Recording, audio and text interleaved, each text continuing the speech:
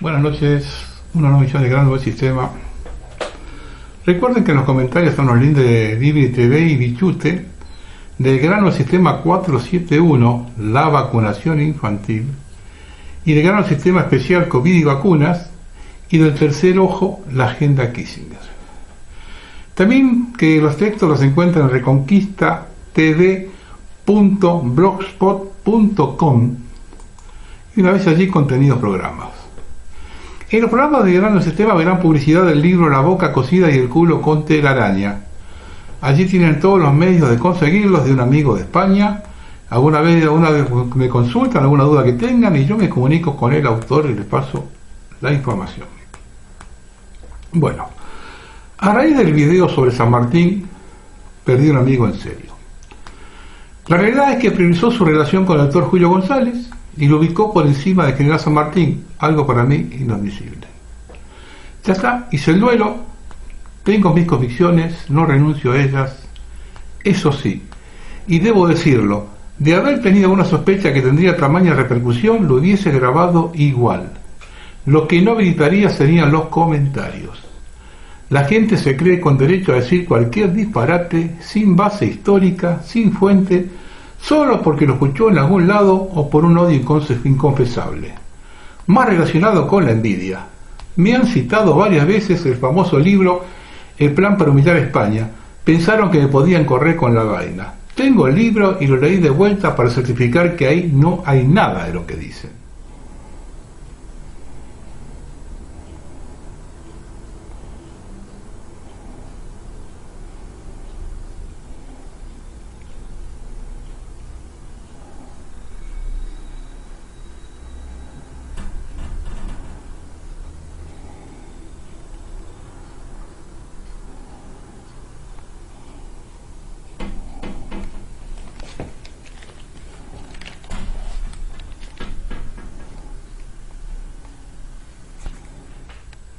¿Creen que soy un improvisado? Ninguno que lo citó lo leyó. Solo repiten como loros. Reitero, lo grabaría nuevamente ya que la figura de General San Martín está muy por encima de cualquiera de nosotros o de todos nosotros juntos. Y yo voy a combatir a todo aquel que avale la estrategia inglesa de dejarnos sin puntos de referencia. Eso sí que trabajan para la corona. Si no se dividen las aguas, se entran en el error por envidia más que por odio. A algunos les toca dirigir la independencia de las naciones y otros después su organización. San Martín nunca participó en la segunda etapa en ninguno de los tres países. Por lo tanto, no es de su responsabilidad lo que han hecho, por ejemplo, aquí, Rivadavia, Rosas, Urquiza, Mitre, Sarmiento o Roca.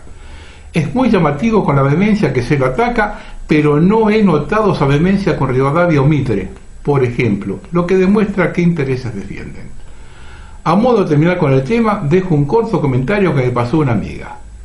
La caída del imperio hay que atribuirla primero a los Borbones. Fernando VII fue una vergüenza como rey, el peor de España. Confió en Napoleón, no aceptó los consejos de su hermana de llevar el trono a América. Segundo, los masones españoles. Tercero, los marranos. Y cuarto, y no menos importante, la venganza de los jesuitas por la expulsión. Fueron los mapas de los jesuitas los que usó San Martín para el cruce. Sin su ayuda no hubiese sido posible la proeza. Inglaterra se benefició a la larga, se subió al carro en Valparaíso. La presencia de Rivadavia a cargo del gobierno de Buenos Aires fue parte de la estrategia para dejar sin apoyo a San Martín. Están inhabilitados los comentarios sobre este tema en el programa. Quien quiera hacerlo deberá dirigir un correo electrónico. Los comentarios de este tema en el programa yo los borro. Yo otra semana como esta no me voy a comer.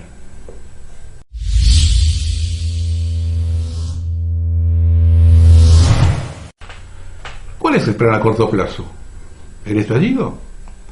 Estamos observando azorados, en especial quienes vivimos en la ciudad de Buenos Aires, la cantidad de cortes, piquetes, marchas en plena campaña electoral.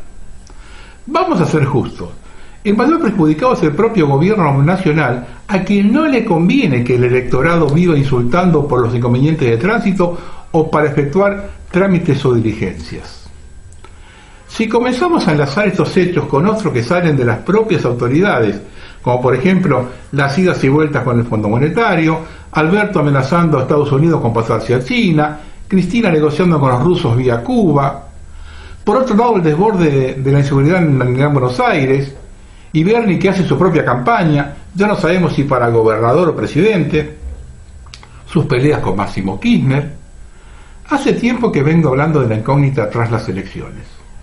Las encuestas, pero más que nada la percepción en la calle, parece suponer que la derrota va a ser fuerte. Reitero la misma pregunta: ¿se van a quedar tranquilos esperando entregar en 2023 a unos candidatos votados por gente que odia a los kirchneristas como pocas veces he visto? Por otro lado, están armando una bomba de relojería. Les cuento algo que me pasó un oyente. Hoy fui a Yali Sociedad Anónima, una fábrica de cable en Lanús. Amigos míos, compré unos recortes de cable. Me contaron que el gobierno dispuso que por tiempo determinado no se importa cobre, así que están usando lo que les queda. Y después parate hasta que se les ocurra abrir de nuevo la importación.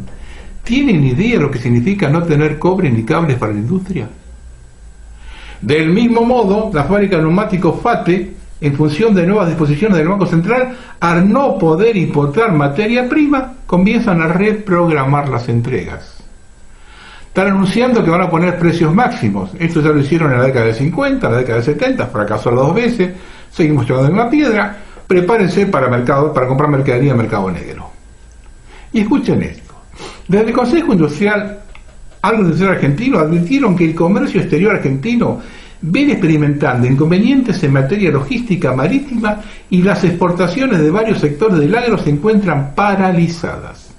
Según señalaron en un comunicado, el inicio de este colapso fue una sucesión de roleos, desplazamiento de las cargas de un buque a otro posterior o posteriores, llegando a retrasos superiores a las 6 semanas, y continuó con la cancelación de contratos de fletes entre privados exportadores y armadores, dueños operadores de los barcos.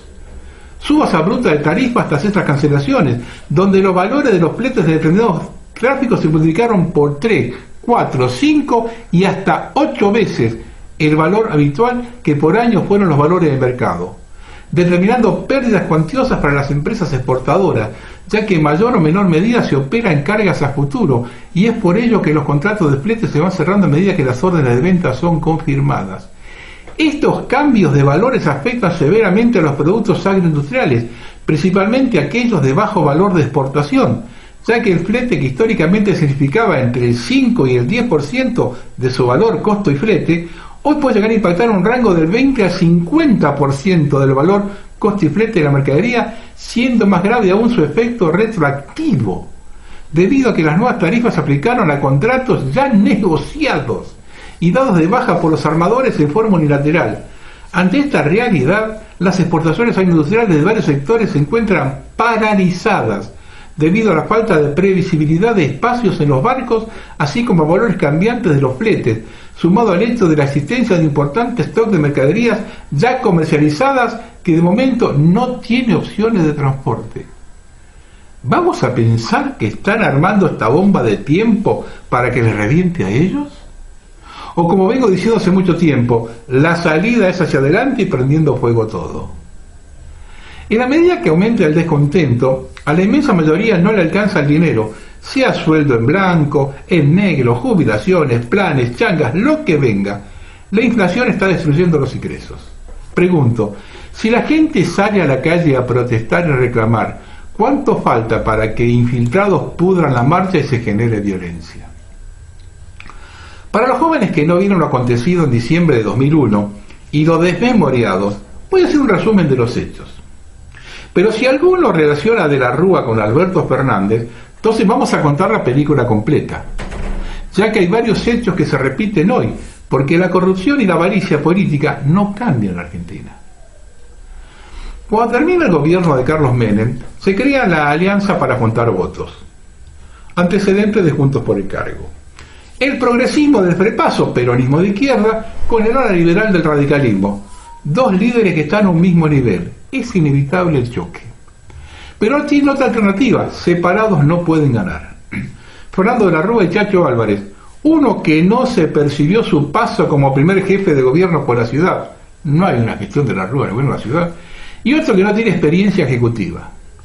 La ex esposa de Chacho Álvarez dijo que De la Rúa es una persona maravillosa, pero no puede administrar ni su casa. La alianza triunfa con el 48.5% de los sufragios. En el pacto entre ambos partidos se contempló que quien ganase la interna presidiría la fórmula presidencial, quedando para la otra fuerza la capital federal y la provincia de Buenos Aires. Curioso pacto, ¿no? De este modo, como De la Rúa radical fue presidente, Aníbal Ibarra Frepaso fue electo jefe de gobierno de la ciudad de Buenos Aires. Y la ex senadora por la capital federal, Graciela Fernanda Mejía, devenida en diputada por la provincia de Buenos Aires y candidata a gobernadora de ese distrito ante la derrota electoral, es designada ministra del Bienestar Social de la Nación, siendo reemplazada en la Cámara Baja cuando renuncia para ser viceministro por un miembro del Partido Comunista, que nadie sabía qué carajo hacía la lista. De este modo no solo queda demostrado el alcance de la lista Sábana, sino también el mero propósito junta votos de la alianza. La alianza asume y designan ministro de Economía a José Luis Machinega, exfuncionario del Banco Central durante la dictadura militar e integrante del equipo económico de Alfonsín al momento de comenzar la hiperinflación. A ese ponen de ministro de Economía. El gobierno de Menem le deja a la alianza un déficit anual de 7.500 millones de dólares y una deuda externa de 130.000 millones. A eso había que sumarle todo lo que vendió y regaló las empresas, todo eso. Su primera medida es disponer la mayor presión impositiva de las clases medias y altas. A los pocos meses de asumir se desata el primer escándalo. Graciela Fernández Mejía nombra en un triunvirato interventor del PAMI a su cuñado, y 2 geriátricos de propiedad de la hermana de la ministra fueron beneficiados con una mejora en su categoría a los propios días de la asunción del nuevo gobierno. Pero lo mejor está por venir. El pacto con el Fondo Monetario establecía la reforma laboral, algo difícil de pasar por un Senado justicialista en la oposición. Se denuncian sobornos en la Cámara Alta, por lo que en una actitud insólita, Chacho Álvarez renuncia en octubre a la vicepresidencia de la Nación. Menos de un año. Eso dio pie al ataque frontal por las denuncias de las coimas del Senado. El que sale con los tapones de punta es Moyano, cuando dice que lo arreglaron con la Banelco, dejando mal parado al ministro de Trabajo Alberto Flamarique y al jefe de la CIDES Fernando de Santibáñez. El día del tratamiento de la reforma en diputados, antes de la renuncia, Álvarez recorría los pasillos de la Cámara para forzar a los diputados prepasistas a votar a favor o a ausentarse del recinto. La pregunta es, ¿de qué forma lo logró? ¿Qué tuvo que acordar o prometer? Porque la reforma era dura. Varios debieron tragar su lindo sapo. Durante los 4 meses que demoró en conocerse el hecho de las coimas, Chacho defendió a capa y espada a Flamarique. Antonio Cafiero cuenta que cuando fue a ver a Álvarez con la información de la coima, le respondió: no es mi problema. En agosto, cuando se destapa la olla, sale a tirar para todos lados. Primero denuncia que la CIDE le pinchó el teléfono. Luego sugiere que ese organismo está metido en el escándalo. Sigue defendiendo a Flamarique, porque era del Frepaso. Por orden de él, los diputados de los Frepasos rechazan un pedido de juicio político contra el ministro de Trabajo presentado por el peronismo. También propone una ley de fueros como una salida para que el Senado pudiese volver a sesionar. Bueno, no estaba sesionando con ese tema de las coimas. A pesar de las denuncias de investigación judicial. Claro, necesitaban votar el presupuesto y otras leyes pedidas por el Fondo Monetario. Y Álvarez comenzó a hablar de la oligarquía política. El tema surgió porque si había que reestructurar un directorio sacando gente que ganaba 8 o 10 mil pesos mensuales, no hablando de pesos dólares en aquel tiempo, el presidente estaba de acuerdo, pero luego recibía llamados telefónicos y no se podía desplazar porque habían colaborado mucho en el partido, hecho aportes de su propio bolsillo. Esto fue un error grave de Chacho Álvarez, sacar eso a relucir. Por él contaba con mucha experiencia en la política como para hacerse desentendido con la financiación de los partidos. Si la renuncia es incomprensible, más lo es aún lo que dijo De la Rúa. Eso lo pinta del cuerpo entero como hombre. Sale a develar intimidades de la campaña, lo trata de idiota y corrupto. La misma Fernández Mejía lo critica por esa descalificación, manifestando cómo quedan ellos habiendo hecho una alianza con un idiota. Quiere justificar lo injustificable. Otro hecho muy significativo fue la participación sindical en los hechos. Moyano queda como el bueno de la película. Caso muy curioso que él tuviese conocimiento del tema del Abanelco. Cuando se trataba la ley no dijo una sola palabra de los puntos más álgidos. Solo reivindicó que los convenios fueran atributos de las burocracias sindicales. Trabajó a futuro, dejó a los gordos pegados con el gobierno, él se abrió dividiendo la CGT diciendo el peronismo ha dejado de representar a los trabajadores. Cada cual hacía su juego. En ese momento, los liberales hicieron su aporte. Las manifestaciones de Juan Alemán en el diario La Razón no colaboraron a esclarecer nada. Dijo Juan Alemán, la ley, que salió con los votos de las coimas, bien valía los 5 millones que dicen ahora que costó. La ley flexibiliza el ejercicio laboral, lo cual era absolutamente necesario. Fue solo un primer paso. Ahora habría que desdoblar el mercado de trabajo con remuneraciones más bajas y mayor precariedad para determinados casos y sectores. Blanqueó la coima. Esta es la democracia que dicen que hay que defender, y ningún fiscal investigó esa apología del delito. Hay un hecho determinante oculto por la prensa del régimen. El juez Ballestero, luego de cajonear durante varios años el expediente Olmos de investigación de la deuda externa, dio curso manifestando la veracidad de los hechos allí demostrados y que corresponde al Poder Legislativo el arreglo de la deuda pública, tal como lo determina la Constitución. Ingresó al Senado e iba a ser tratado el día siguiente de la renuncia de Álvarez. El tema no se trató. Lo que pone en claro es que provocando un hecho político conmocionante se evitaría su tratamiento. Pregunto, ¿Álvarez como presidente del Senado lo desconocía? Comienza el ciclo. En 2001 se firma el blindaje con los acreedores. De un toque nos metieron 40.000 millones de dólares de deuda. Lo que hicieron los militares en 8 años, ahora lo hicieron en un mes. Cubre la necesidad financiera de poco más de un año. El 87.4% es destinado al pago de la deuda. Solo 5.000 millones servirán para reformas estructurales. Esto es parecido al respecto de la Baring Brothers, que yo lo expliqué en un programa ya, 200 años antes. En marzo renuncia Machinea, desbordado por su impotencia, falta de capacidad y nada de consenso. De la Rúa designa a Ricardo López Murphy en su reemplazo.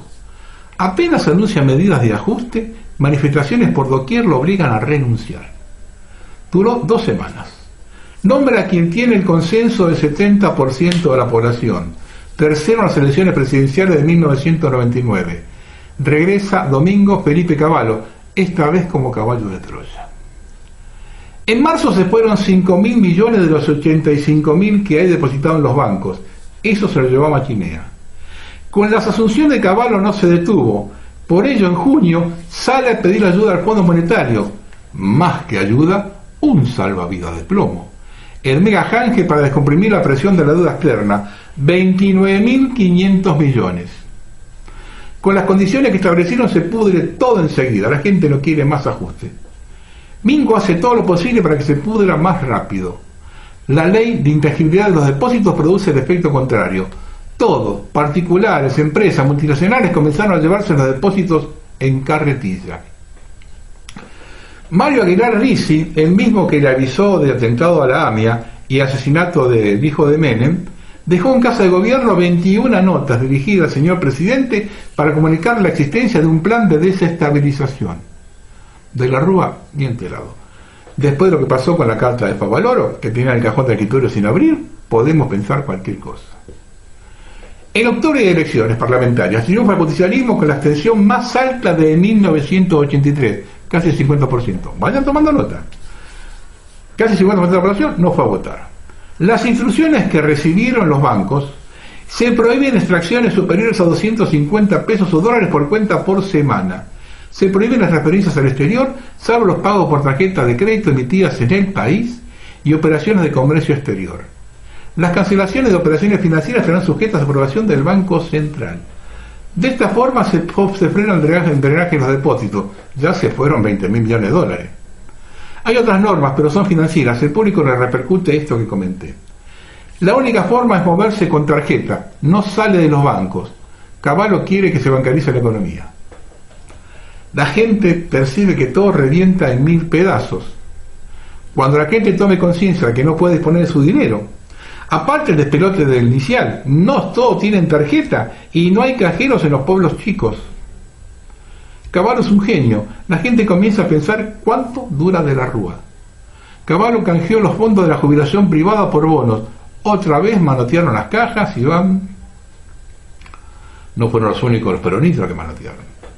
El anuncio de la instalación del corralito financiero cae como un balde de agua fría en la sociedad. Las primeras consecuencias son el ahogo económico al restringir bruscamente la liquidez monetaria, paralizando el comercio y el crédito, rompiendo las cadenas de pago y asfixiando la economía informal, de la cual depende un sector muy amplio de la población. La segunda medida es un recorte a los sueldos de empleados estatales y jubilaciones mayores a 1.000 pesos de entre el 13 y el 15%. A raíz de esto, las dos centrales obreras llaman un paro general para el día 13 de diciembre, repitiendo lo mismo a la semana siguiente. El día 19 de la madrugada comienzan los saqueos en los supermercados de Gran Buenos Aires.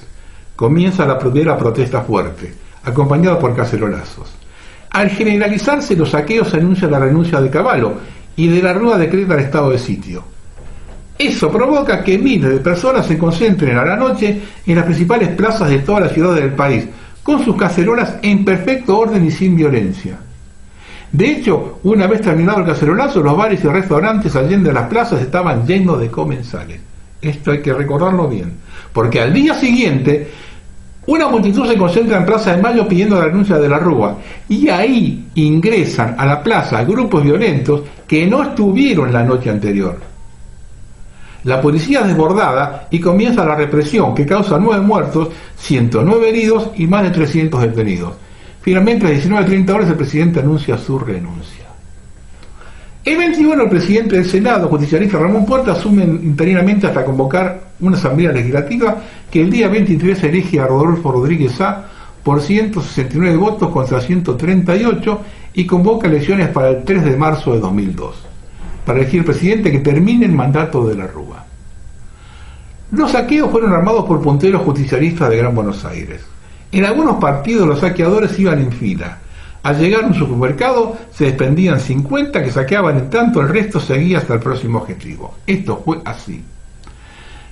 El clima estaba espeso por el corralito. El discurso al 19 que provoca que la gente salga a la calle fue lamentable. Hay cosas que no se pueden creer. Primero lo graba, no lo hace en vivo, lo que provoca perder perspectiva en la respuesta popular. Decreta el estado de sitio, absurdo. Luego de observarlo por televisión, cena y se va a dormir con somníferos. Cuando la gente sale a la calle con las cacerolas, estaba durmiendo. Y como imposible despertarlo. Por la noche, el Cotino Siglia, desesperado, intentó hablar con De la Rúa, pero lo atendió su hijo Antonito, quien le respondió: el viejo está en cama empastillado y cuando está así es imposible despertarlo. La respuesta nos hizo esperar. Si querés que por la mañana siga siendo presidente, ya puedes anunciar la dimisión de Cavallo. El hombre se despierta por la mañana y se desayuna con todo. Llega a su despacho, participa en un acto protocolar en Gendarmería, intenta lograr un gobierno de coalición con el peronismo. Un poco tarde, ya tenían el negocio armado. En tanto, en la Plaza de Mayo la gente era brutalmente reprimida por la Policía Federal. La jueza Servilia de Cubría recorría las comisarías buscando una autoridad policial para que cesara esta represión indiscriminada. Al no encontrar ningún responsable, se dirigió al pie de la Casa Rosada. Un desorden total. El ministro del Interior, Ramón Mestre, ordena al interventor del Comité Nacional de Radiodifusión, Gustavo López, que censure los canales de televisión, a lo que se negó. 4:30 de la tarde, De la Rúa pregunta al secretario de Seguridad, Enrique Mató, por la situación del país, y si había que lamentar alguna muerte, como decían las transmisiones televisivas. Recibe como respuesta que se comunicó con el jefe de policía, quien le dijo que no, cuando ya había 9 muertos en la plaza y 29 en todo el país. No sabían dónde estaban parados. En el Congreso, los justicialistas quisieron hacer un juicio político. Los radicales estaban desorientados. Nadie veía la salida. Finalmente, a las 7:05 de la tarde firmó su renuncia. Este hombre se caía solo, pero el empujón se lo dieron. Pregunto, ¿no lo sabía Álvarez un año antes? El hombre se recluía en el Senado esperando su momento. ¿Puede ser tanto error de cálculo en un político avesado como Chacho? Varias hipótesis. ¿Quiso quedar despegado de las coimas? ¿El bloqueo al tratamiento de la deuda externa? ¿O era parte del golpe? Semejante error de cálculo en un futuro presidente no se entienden. Un político joven que se suicide no me cerró nunca. Ese fue el primer empujón. El país estuvo casi 20 horas sin autoridad. Entre la renuncia de la Rúa y la asunción de Ramón Puertas fue peor que en 1820. Y aparece Rodríguez Sá. Que hay que decir que unos días antes se reunieron todos los gobernadores peronistas en Merlo, San Luis. ¿Casualidad? La realidad es que era la persona justa para medir la reacción de la gente ante la renuncia del presidente. Lo pusieron para un interinato de 3 meses y se creyó el presidente de la resurrección. Lo dejaron tomar medidas. Al lado de gente del PJ, Rodríguez Sá, era un nene de pecho. Al tomar posesión del cargo ante la Asamblea Legislativa, Rodríguez Sá anuncia que se suspenderá el pago de la deuda externa, lo que es recibido con una ovación de todos los legisladores. También anunció una rebaja de los sueldos de los funcionarios públicos, menos gasto en choferes y celulares, además la creación de una tercera moneda, el argentino, no convertible, la reactivación de la construcción creando 1 millón de puestos de trabajo, 100.000 en la primera semana, con sueldo de 220 pesos, dólares. La vigencia de la convertibilidad, el levantamiento de restricciones para los sueldos y jubilaciones a partir del 4 o 5 de enero. Se muestra hiperactivo negociando la aplicación de la CGT con los líderes sindicales, dialogando con todos los sectores, siempre con una sonrisa.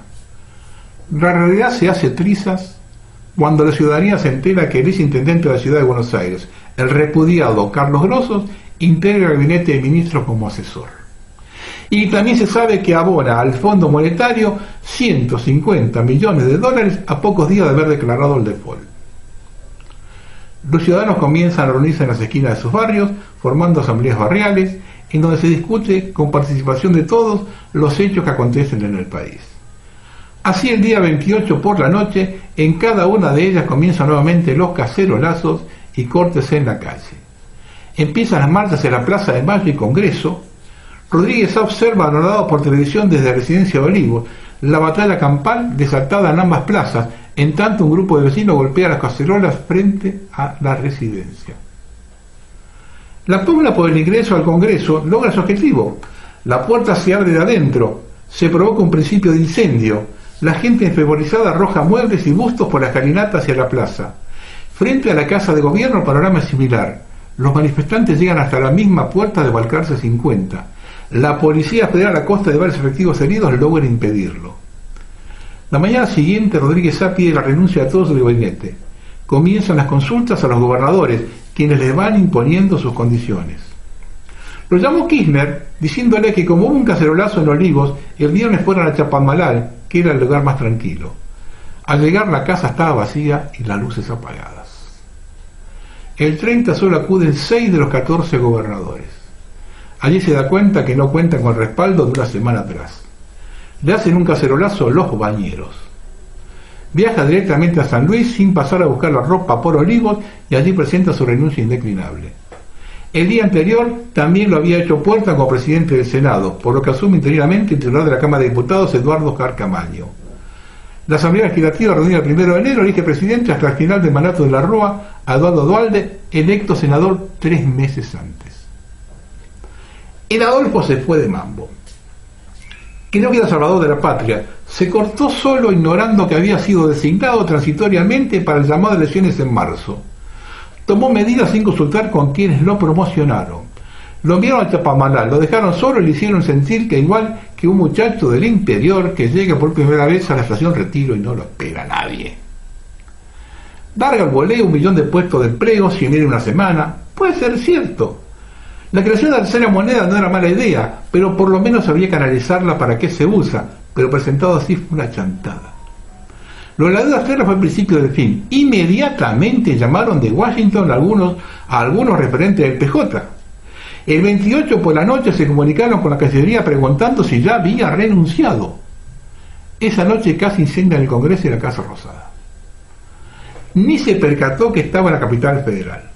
La única vez que la gente salió a la calle fue cuando le metieron la mano en el bolsillo, y Rodríguez Sá hablaba de cualquier cosa menos de eso. Salvo Marín, el gobernador de La Pampa, los otros que lo promocionaron tenían ambiciones presidenciales. Lo habían puesto con la condición que llamar elecciones en marzo. De la Sota impuso esa ley de lemas. Ese era el acuerdo. El Adolfo se hizo el tonto, creyó que podía terminar el mandato de la alianza. Ahí tiene el resultado, le incendiaron las 2 plazas. Jugaron con él. Cuando asumió, varios gobernadores se comprometieron a ocupar cargos en el gabinete. Al asumir dijeron que no. A partir de ese momento comenzó la dictadura del Gran Buenos Aires. Nadie puede gobernar si no controla la estructura del conurbano. Duhalde se mantenía en las sombras. Mientras los gobernadores debatían qué hacer con Rodríguez Sá, él estaba reunido en su estado mayor en su quinta Los Caudillos. Todos se percataron dónde está el poder. Había llegado su hora. Quien supusiera sabía qué atenerse. Lo nombran presidente con 2 meses como senador, cuando la lógica era elegir un gobernador. Al Adolfo le dieron 3 meses, al Cabezón hasta terminar el mandato de la Rúa. Por eso Ramón Puertas, al enterarse del derrocamiento, renuncia como presidente del Senado y asume profesionalmente Eduardo Camaño como presidente de diputados. De la Rúa fue un impresentable, pero en comportamientos de dirigentes justicialistas fue lamentable. No les importó que haya 30 muertos, la población entera crispada al extremo, saqueos, y todo ello para que 4 vivos se lleven 26.000 millones de dólares y 80 empresas licúen pasivos por 28.000 millones más. Una de las primeras medidas de Duhalde como presidente fue garantizar ante la devaluación dólares a los bancos y empresas. Se calcula que el seguro de cambio le costó al país 20.000 millones de dólares. Esta explicación ha sido muy larga, pero es en los detalles donde comenzamos a ver las similitudes con la situación actual. Si la sociedad no está atenta, ya conocemos el final. Hace 20 años se aprovechó una situación límite provocada por los caballos de Troya del gobierno para tomar el asalto al poder. Esta toma del poder perdura hasta hoy. El presidente era una persona sin luces, puesta por ahí por un contubernio de políticos avesados. Cuando se lo derrocó, no salió a defenderlo nadie y cargó con todas las culpas, al igual que 100 años antes hizo Roca con Juárez Selman. ¿Vamos a tropezar con la misma piedra la tercera vez? Por si uno piensa que exagero con la tercera vez, les dejo una prueba de lo que digo. De los 200.000 planes, nosotros en el 2007 bajamos los planes a 400.000.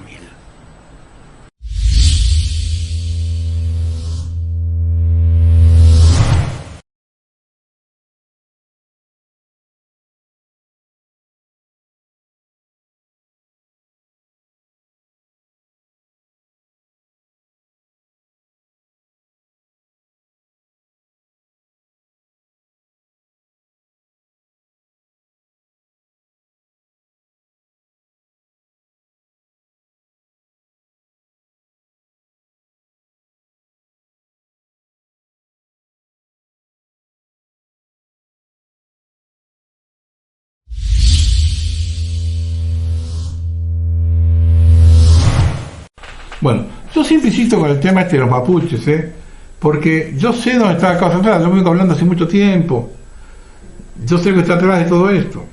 Acá se está grabando el tema.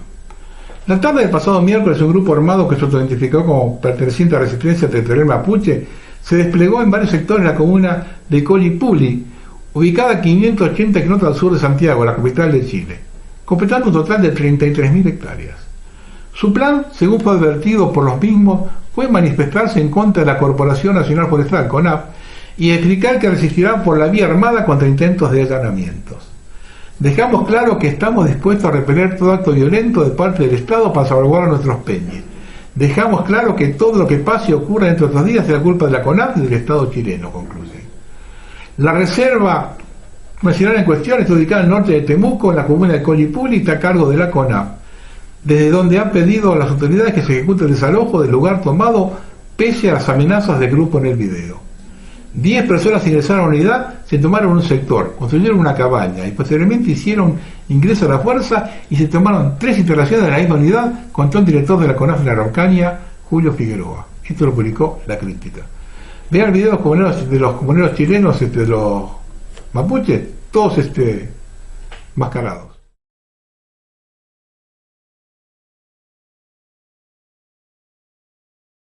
El presidente de Chile, Piñera acaba de denunciar el estado de excepción de algunas regiones del sur de registrarse una serie de incidentes atribuidos a comunidades mapuches, destacando ataques incendiarios y tomas de terrenos. Según el mandatario, la medida se produce ante los graves y reiterados hechos de violencia vinculados al narcotráfico, al terrorismo y al crimen organizado. Y empiezan a escuchar lo que hace esta gente. En concreto, el 8 de octubre hubo un ataque incendiario en las termas de Pemehue, ubicadas en la comuna de Colipuli. Al día siguiente se quemaron camiones y maquinaria de la empresa forestal Meninco, en la comuna de Loncoche. Y ahora más tarde se incendiaron 18 camiones de otra compañía, localizada en la ciudad de Temuco. Además hubo tomas de predios. Una de las más destacables fue la reciente ocupación de un fondo en la ruta R444 ubicada en la provincia de Malleco, que incluyó vehículos incendiados y enfrentamientos con carabineros. Aunque todavía debe determinarse quiénes fueron los responsables de estos hechos, para muchos mapuches esta clase de acciones es vista como una recuperación ancestral de tierras, ya que los pueblos originarios son persistentes al Estado.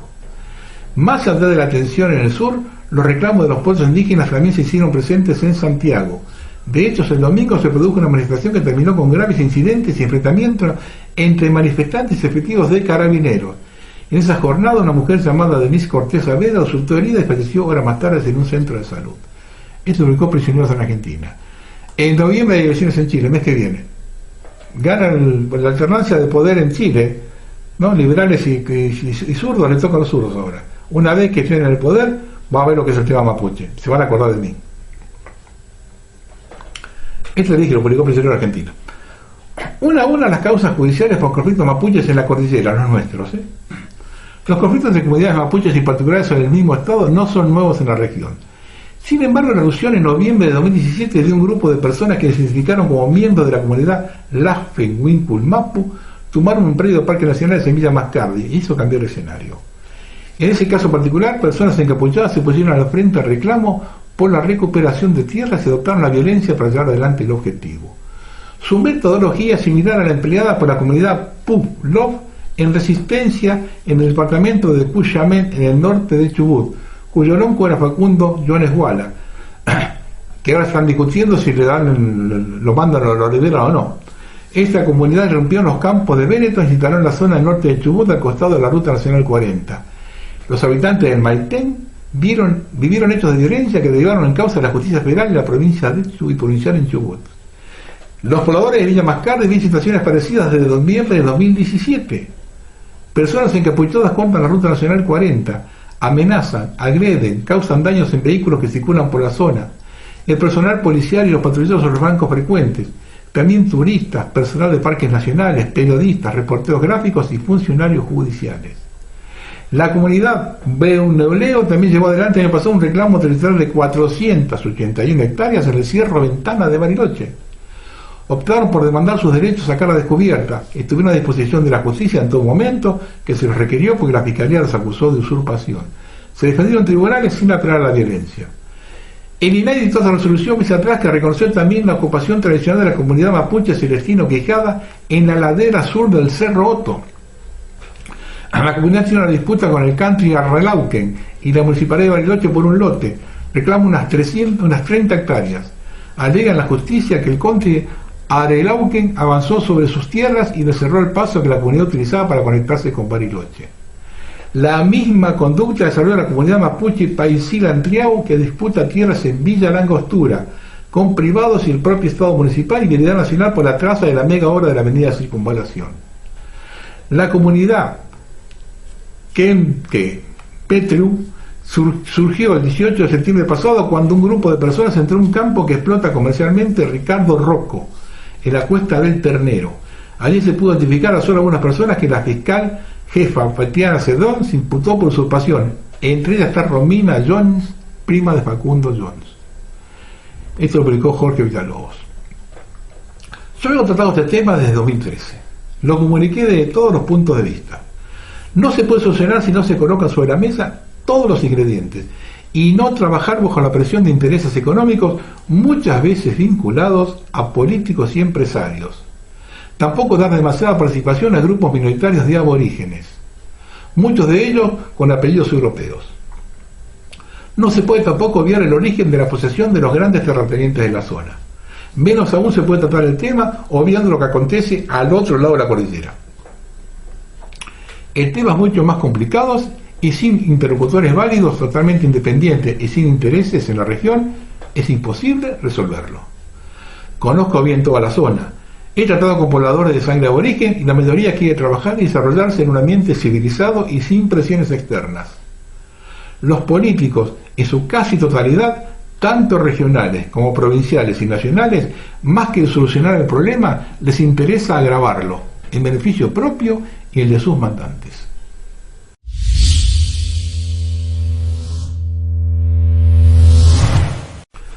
Esto lo publicó ProApp Innovación, que es el hackeo en el Registro Nacional de las Personas, en el RENAPER. El Estado argentino acaba de ser víctima por estas horas de un hackeo sin precedentes. La base de datos del Registro Nacional de las Personas, que contiene los datos privados de todos los habitantes del país, fue accedido y filtrado en foros de seguridad informática.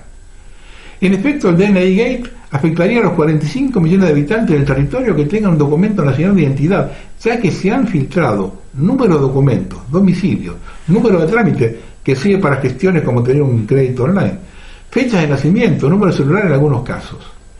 Más allá del ataque a la privacidad de los usuarios, también se los deja indefensos ante robos de identidad, ya que el número de trámites del DNI se exige para otorgación de créditos online. También es posible que se realicen secuestros virtuales. Las investigaciones intentarán determinar si fue un ataque de ransomware, secuestro de datos a cambio de rescate, si fue solo una pequeña brecha de seguridad sin acceso a la base, o si directamente los criminales aprovecharon una falla para robar y vender los datos de la web oscura. Las luces de alarma se encendieron el 27 de agosto. La Dirección de Migraciones confirmó que ciberdelincuentes internacionales atacaron el Sistema Integral de Captura Migratoria, SICAM, con una modalidad conocida como ransomware, es decir, un secuestro 4D. Lo que hacen los cibercriminales es cifrar los datos de una empresa u organización, por lo que quedan inutilizables para sus propietarios. Para entregar la clave que restablezca el acceso, suelen pedir un rescate, especialmente en monedas digitales. En el caso de Migraciones, un grupo de atacantes reclamó el pago de $70 millones, que luego redujo a 4 millones, pero fueron más allá. Como el Estado argentino se rehusó a cumplir con las exigencias, la banda difundió todos los datos presuntamente robados. Según el gobierno, la organización robó documentación interna, archivos PDF y Excel, pero no lograron acceder a las bases de datos, en las que se encuentra la información más sensible. Cifras oficiales no hay, porque son delitos de muy baja tasa de denuncia, pero hubo un incremento de los reportes que se recibieron alertas de Interpol, vieron ataques a pymes, empresas grandes y organismos públicos. ¿Y acá?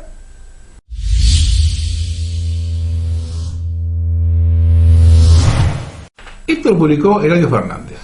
Ya hace rato que tengo esta nota y no la quería difundir por no sembrar pánico. Tómenla como se las digo, puede ser cierto o una operación del régimen. En mi caso particular, precauciones estoy tomando y unos cuantos conocidos también. El general Richard Barrons anticipa entre líneas lo que será el próximo cierre de las redes sociales e Internet al estilo chino. El gobierno se encargará de la mayor represión de las comunicaciones con la excusa de seguridad nacional ante un suceso de origen electrónico aún sin anunciar. Aspecto militar de nueva guerra, de esta manera puedes poner de rodillas a todos los países europeos en solo 14 días. El ex general británico Richard Barrons dice que las guerras no son necesarias ni son las ojivas nucleares. Considera que la combinación de cohetes de precisión, ataques cibernéticos y redes sociales es mucho más peligrosa. ¿Qué hay detrás de lo que acontece actualmente y del apagón programado para diciembre del 2021? Es la quiebra del sistema financiero mundial, la deuda impagable a China que la ha estado financiando a la Reserva Federal y a bancos centrales europeos. Y la única solución para esconderlo es derribar el propio sistema financiero, hambre y muerte. En un mes habrán reactivado centros militares, gobiernos, ayuntamientos, hospitales, el resto en 6 meses. Aunque los hospitales estarán colapsados de heridos y conviene tener botiquín amplio y enciclopedia médica en libro, no en internet. El INA mismo se alzará en Europa y Estados Unidos. ¿Qué país disparará primero? No viene al caso, pero podemos imaginar cuál. Tsunamis y viento a 120 km/h paralizarán la vida de las ciudades. Cyberpolygon es la estrategia de ataque que pretende ser defensa. El apagón electrónico comenzará con virus que apagarán las centrales eléctricas y nucleares Inglaterra tiene electricidad de Marruecos mediante cables submarinos de abastecimiento de solo el 8% del consumo, pero que empleará únicamente para la élite, el ejército, búnker y palacios, lo cual indica que será un apagón para las finanzas de Occidente y su población, mientras en países de la Ribera Árabe las centrales estarán custodiadas por el ejército. Centrales térmicas de última generación que sin embargo han obligado a cerrar en España, porque esta nueva estrategia va contra la población occidental blanca principalmente. En ese abastecimiento se llevará al caos, al hambre y ataques en las calles buscando comida, dinero, oro, cualquier cosa, principalmente a manos de los soldados subsaharianos, marroquíes y argelinos que nos han importado en versión refugiados y que se activarán al primer golpe de hambre de los 3 días de no comerse en supermercados con género, que los camiones sin combustibles no podrán servir y con ataque a carreteras y casas particulares y edificios. En España, justamente, salen en servicio 3 centrales atómicas que dice que eran de última generación, que representan el 10% de la producción de electricidad, justo en ese momento. Yo recibo permanentemente informes, hablan de una tormenta solar que está al punto ahí. Yo tiro, le digo las cosas como es, lo vuelvo a repetir. Tómenla como viene.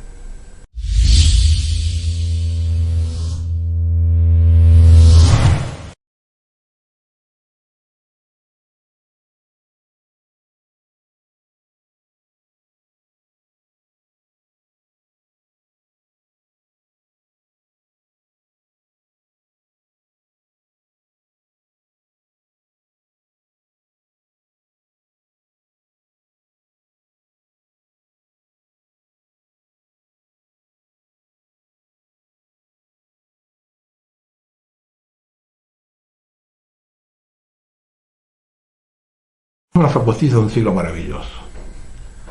El Líbano se ha quedado sin electricidad y esto ha dejado al país en la oscuridad en medio de una grave crisis económica. Un funcionario del gobierno le dijo a la agencia de noticias Reuters que las 2 centrales eléctricas más grandes del país habían cerrado debido a la escasez de combustible. La red eléctrica dejó de funcionar por completo hoy a mediodía y es poco probable que se reinicie durante varios días, añadió. En los últimos 18 meses Líbano ha atravesado una grave crisis económica que ha empeorado en medio de una escasez de combustible. La crisis ha dejado a la mitad de su población en la pobreza. La moneda del país también ha sufrido y todo esto ha generado una serie de importantes manifestaciones contra la clase política. Esto publicó BBC News Mundo. En medio de las peores crisis económicas de su historia moderna, el pueblo libanés se vio afectado por la decisión del Banco Central de dicho país de bloquear el acceso a sus cuentas en moneda extranjera en un contexto en el que la moneda local se desplomó más del 90% de 2019. En ese marco, los ahorristas se manifestaron en la puerta de los bancos de Beirut en reclamo por el dinero que tienen depositado y que no pueden extraer.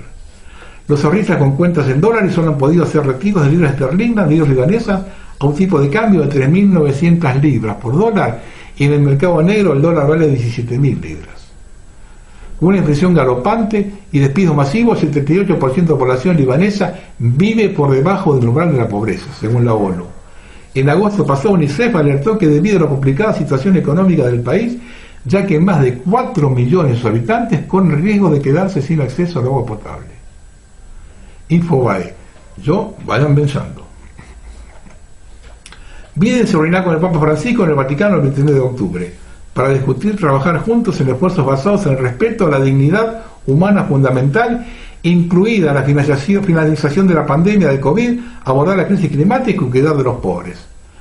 El respeto por la dignidad humana fundamental que comparten el Papa Francisco y Biden no incluye la dignidad de los niños por nacer, que Biden ha ignorado repetidamente y ha buscado activamente socavar durante su presidencia. A pesar de la promoción radical de Biden a la matanza legalizada de niños por nacer a través del aborto, los medios de comunicación predicen que, de acuerdo con sus reuniones pasadas con figuras públicas por aborto, el Papa Francisco guardará silencio sobre el aborto mientras esté con los Biden. Esto publicó Live City News. Walmart y Costco limitan sus ventas de papel higiénico en Estados Unidos. Culpan de la escasez a muchos barcos de carga que esperan atracar en la costa del sur de California. Algunos de estos contenedores han estado en el océano durante meses por falta de personal en los puertos. Millones de dólares en bienes también están almacenados en almacenes del Chile donde esperan ser enviados a los Estados Unidos. Los proveedores ni siquiera se molestan en cargarlos porque saben que no hay puertos abiertos en el otro extremo. No se puso papel higiénico a Estados Unidos. También hay una excusa para eso. No hay suficientes camioneros disponibles para transportar mercancías en todo el país y los trenes de carga también ahora están retrasándose debido a la pandemia. Eso publicó Natural News. China. Toda la información debe ser producida y distribuida por el régimen comunista chino. Se prohibirá a las empresas privadas publicar y o difundir noticias sobre política, cultura, deporte y prácticamente todo lo demás.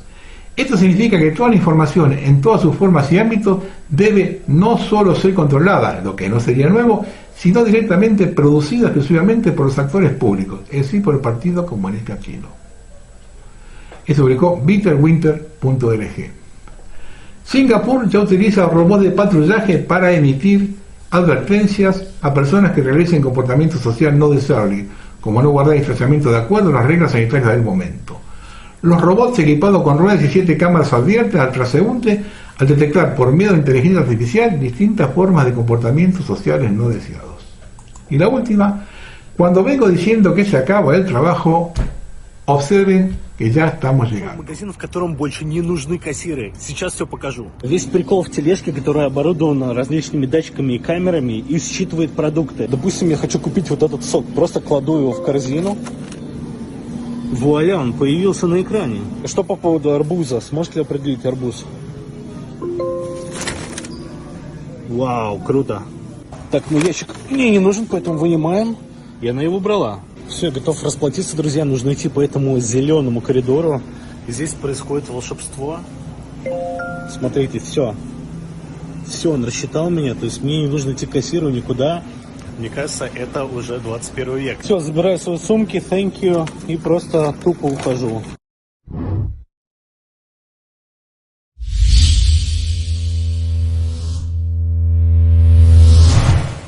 Vamos a terminar.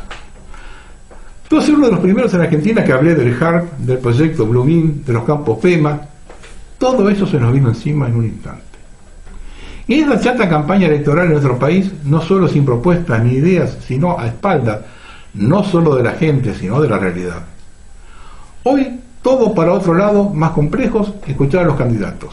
Realmente da miedo. Porque tengamos en claro una cosa. Si nuestro país llega al 2023, cosa que veo muy difícil, los candidatos a presidente deben salir de los que hoy están en la palestra. Es muy difícil con este sistema imponer a un desconocido en menos de 2 años. Son los que están.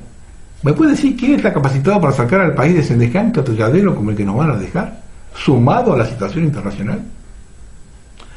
El mundo camina hacia lo más incierto de su historia. Nuestro país está en el peor momento, al borde de la disolución, y cuando se observan los spots de campaña o los debates, estamos viviendo en un pasado que ni siquiera fue venturoso. Cosa curiosa de nuestra clase política, vivir en una burbuja, sin tener el mínimo conocimiento de lo que pasa alrededor. Ver a Tolosa Paz abrazarse con la gente, a Manes hablando de purificar la política, a Patricia Bullrich rememorando su gestión, o Milei impulsando los ojos de gente que no tiene la menor idea de nada, con ideas irrealizables, vendiendo humo al por mayor, constituye la mayor estafa que se puede hacer al pueblo argentino.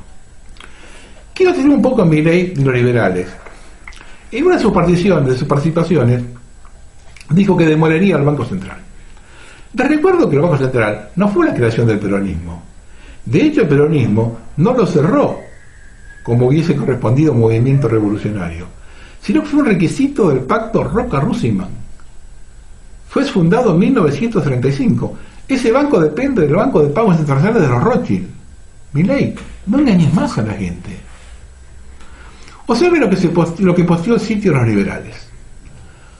A los que padecen la enfermedad nacionalista, ese atavismo tribal que carcome el espíritu humano como un cáncer, quería pedirle que antes de criticar a los liberales ingleses se corten la lengua.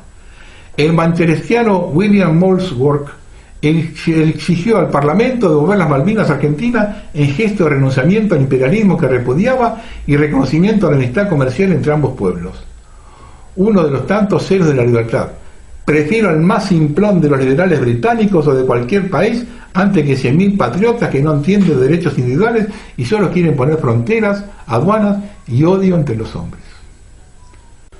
Ahora quiero que escuchen lo que realmente dijo este hombre en esa sesión de la Cámara de Comunes el 25 de julio de 1848, durante un debate en que se proponían recortes presupuestarios.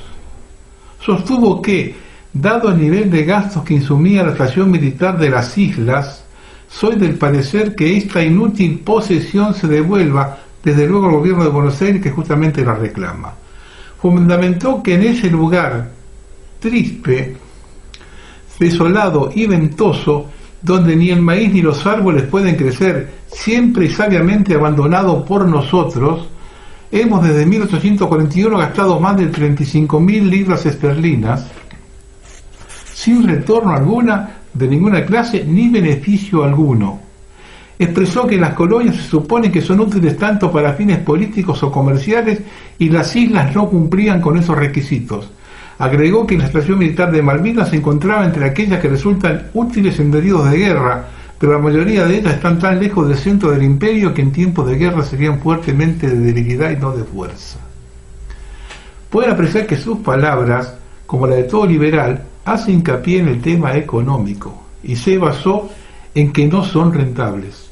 Recordemos que esa manifestación la hace luego de la experiencia fallida de la invasión rechazada tras la vuelta de Obligado y la ruptura del Quebracho, y cuando el embajador inglés en Buenos Aires estaba negociando con Rosas, por presión de la banca inglesa, el pago del empréstito de la Baring, del cual desde 1835 no se había girado una libra a Londres.